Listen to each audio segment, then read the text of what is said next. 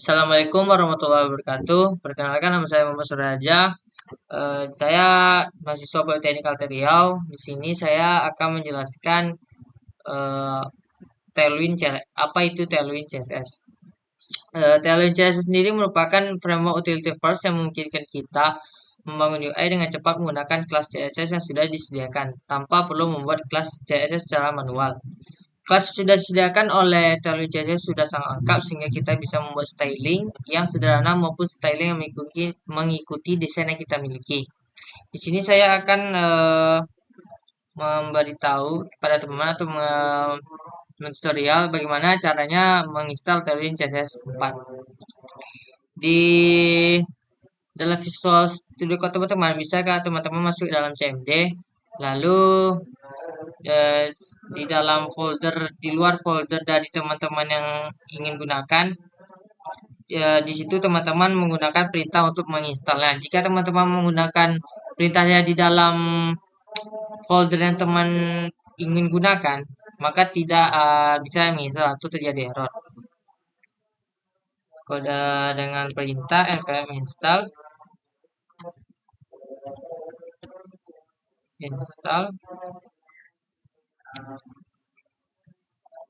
Tailwind CSS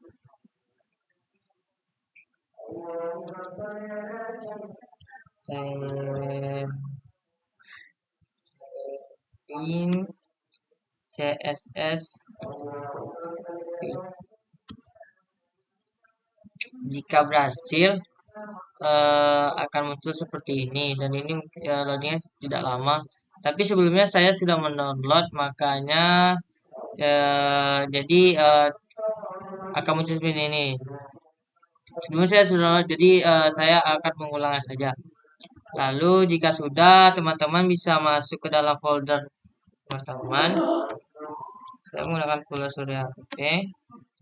Lalu di sini di bagian Explorer ini, teman-teman bisa mencari sebuah file dengan nama feed.config.js. Di sini dia berlogo petir. Dan di dalam feed ini, teman-teman, sebelumnya itu pasti hanya ada import rig sama di export default ada rig saja. Dan teman-teman bisa menambahkan import Tailwind CSS from Tailwind CSS /feed. Dan juga di dalam export defaultnya, di dalam define config, teman-teman juga menambahkan Tailwind CSS dalam kurung dengan tambah juga komanya, jangan lupa ya teman-teman. Lalu jika sudah,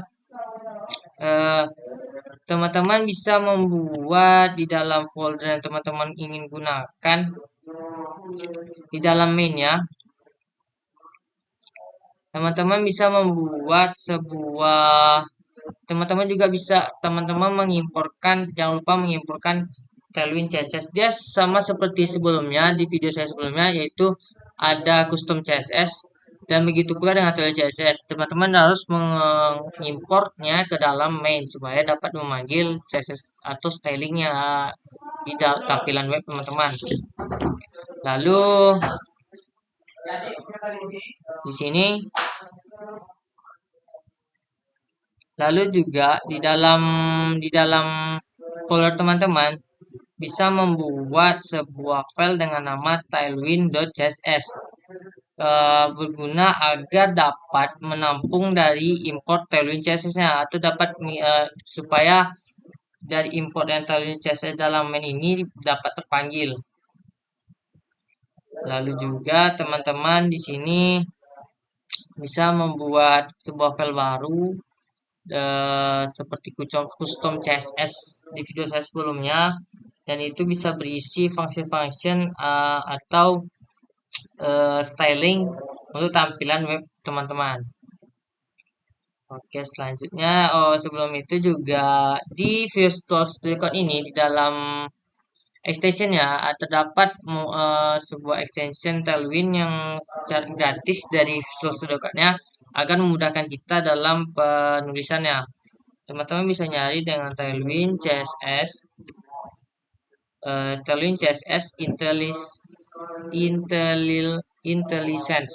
Di sini teman-teman bisa install saja, lalu dia akan otomatis terpakai dan di situ akan membantu teman-teman dalam penulisan styling CSS-nya dalam project teman-teman buat nanti. Terus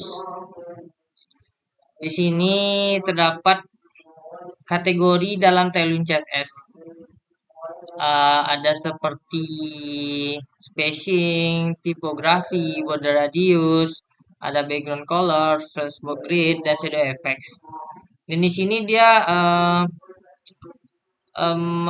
inilah styling CSS dari Tailwind CSS, berbeda dengan custom CSS, yaitu kita membuat secara manual, sedangkan Tailwind CSS ini dia sudah ada dan kita tinggal membuatnya, langsung mengaplikasikan ke dalam projectnya. Dan lalu di spacing ini seperti ada margin padding, lalu di tipografi ada text dan font, lalu ada border radius ini sebagai bentuk elemennya, lalu ada background dan colors, flashbox and grid ini layout atau seperti luaran sebuah tampilan webnya. Lalu ada shadow effect. Shadow effect ini bayangan di bayangan table atau ke kotak yang teman-teman buat. Misalnya ada gambaran atau bayangan dari tabelnya. Lalu di sini saya akan menjelaskan apa yang saya buat semalam di dalam plan saya. Di sini saya membuat sebuah file dengan nama hitung gaji form. Hitung gaji form. Dan sebelum itu, hitung gaji form ini merupakan reusable komponen di Tailwind CSS. Reusable komponen ini merupakan suatu komponen yang bisa digunakan berulang kali, sehingga pengembangan bisa lebih efisien dan terstruktur. Umumnya, reusable komponen menerapkan konsep single responsibility, di mana setiap komponen bertanggung jawab untuk suatu tugas khusus agar komponen dapat digunakan kembali. Lalu di sini contohnya di situ saya membuat sebuah file dengan nama hitung gaji form.jsx. Di dalam form JSX ini terdapat ada input gaji dan pajak gaji. Lalu di sini juga saya membuat user form, sebuah file reusable komponen juga. Lalu di sini ada rect form dan juga di sini ada rect form state. Rect form state ini seperti ini teman-teman. Dia itu memanggil useState atau input dari user melalui sebuah form lalu menyimpan inputan tersebut ke dalam state melalui event handling yang menampilkan UI sesuai dengan value state. State juga merupakan tempat penyimpan dan mengolah data yang bisa berubah dalam suatu komponen React. Jika form diisi oleh user, kita perlu menyimpan data tersebut ke state agar dapat diolah seperti validasi, perhitungan atau mengirim ke API. Ke API. Lalu di sini di hitung gaji form saya menggunakan state-nya. Lalu di sini di dalam file hitung gaji ini akan memunculkan tampilan seperti ini teman-teman. Nih, untuk yang hitung gaji akan memunculkan seperti ini, dan ini jika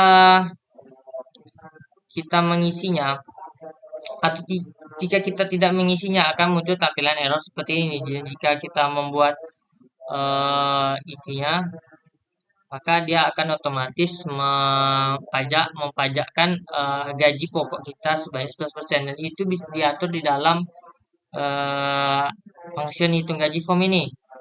Lalu untuk di sini ada kos pajaknya, lalu di sini ada gaji kurang gaji dikali pajak.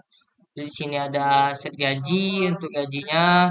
Lalu di sini ada pesan jika misalnya inputannya belum diisi maka akan munculkan pesan silakan masukkan gaji yang valid dan tidak boleh kosong atau negatif.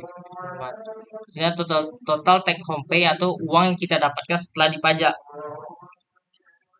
Lalu Di sini juga ada conditional rendering. Dan sebelumnya ini kan kita ada state teman-teman yang menyimpan nominal dari gaji yang dihidupkan. Sekarang kita coba pasang kondisionalnya itu jika gaji belum dihidupkan atau belum nol, maka tabel informasi akan menampilkan error atau error message seperti ini teman-teman. Atau jika gaji bernilai nilai yang valid, maka tampilkan informasi hasil dari gaji yang kita inputkan. Jika tidak kita isi, maka eh, akan tampilan error seperti ini. Itulah namanya conditional rendering. Conditional rendering tetap mengharuskan komponen yang dikembalikan terdiri dari suatu elemen pembungkus seperti pada fungsional komponen pada umumnya. Lalu di sini juga ini adalah user form yang saya buat. Di sini jika menggunakan CSS akan munculkan tampilan seperti ini. Lalu di sini juga ada kalender. Oke, mungkin itu saja untuk lesson ini. Terus saya juga akan menjelaskan project yang saya buat.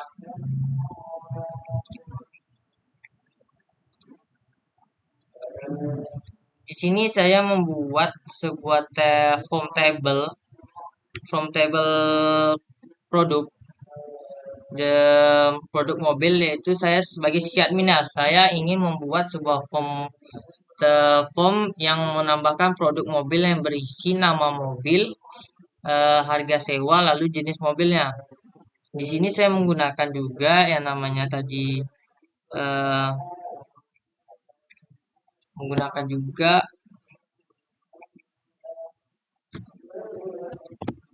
di sini juga saya menggunakan conditional rendering. Lalu di sini saya menggunakan state. Lalu ada reusable komponennya seperti seperti stylingnya, dan di situ dia diletak dalam sebuah file komponen.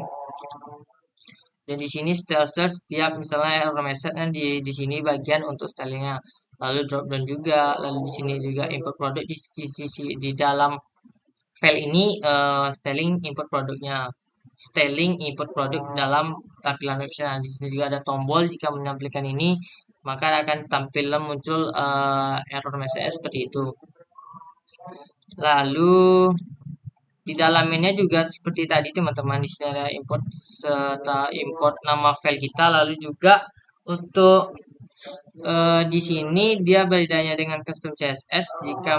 Jika main di sini kan saya cuma hanya menambahkan tambah produk, sedangkan tambah produk saja. Jika sebelumnya itu dia harus dengan style-stylenya semua sekalian teman-teman. Di sini saya hanya memanggil nama file besar saja tambah produk, dan saya mengimport ke dalam style atau komponen dari 4 style ini, tombol, ada drop down, RMS, dan import produk ke dalam file tambah produk ini. Jadi langsung setelah itu saya import ke dalam, langsung dia hanya memanggil langsung file tambah produk JXS saja teman-teman. Lalu dia akan memunculkan tampilan seperti ini.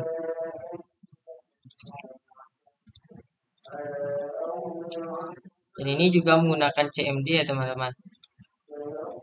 Kita masuk ke dalam file kita dulu. Dan jika sudah, npm tanda.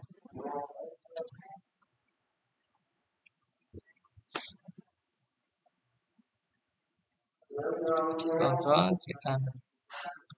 Lalu di sini bisa masukkan kita, maka akan muncul tampilan seperti ini. Dan di sini conditional renderingnya sudah nampak. Jika dia conditional renderingnya sudah nampak, file-file tersebut akan form-form tersebut harus berisi dulu, baru bisa dia tersimpan atau muncul tombol klik simpannya. Misalnya di sini saya membuat nama mobil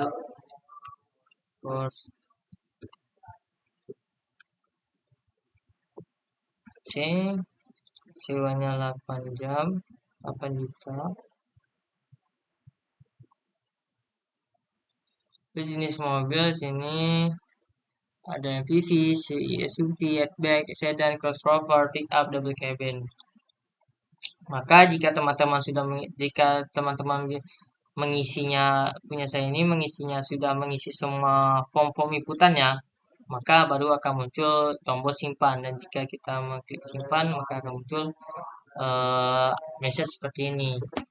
Dan ini masih masih hanya tampilan saja, jadi belum ada database atau datanya tersimpan betul-betul ke dalam database-nya, ke dalam database yang admin kelola gitu.